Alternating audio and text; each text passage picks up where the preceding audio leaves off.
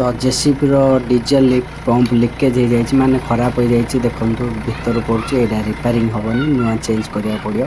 नुआटा कि चेंज कराऊँ मुझे देखा प्रोसेसटा देखो। तो जय जगन्नाथ सांग मैंने मु स्वागत करुच्ची मो यूट्यूब चैनल पवित्र गौड़ को मु आज देखेबी आपन जेसीबी डीजल लिफ्ट पंप कि चेंज करा जाए पंप लिकेज थिले कि चेंज करा जाए ए जो पंप अच्छी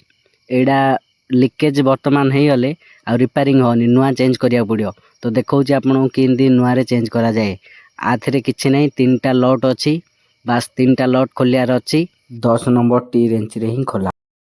वर्तमान मु खोलुची 3टा लट। तो देखंतु तो आग टिके देखंतु मु वीडियो रे कौन करची वर्तमान खोला गला एडा होची पुराना लिफ्ट पंप मु एडा खोलची देखो वर्तमान मु काढ़ी नुआ लिफ्ट पंप देखो देखो एडा होची नुआ लिफ्ट पंप एडा ठीक अच्छी ना कौन टिके चेक करदवा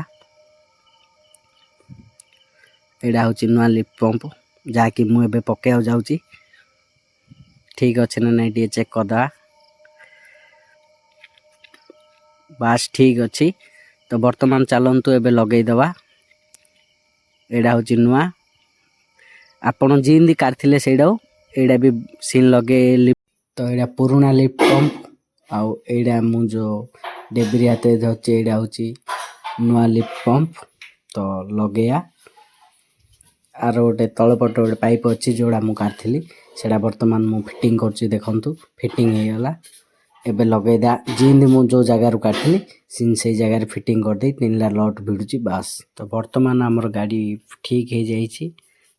तो देखिया स्टार्ट करी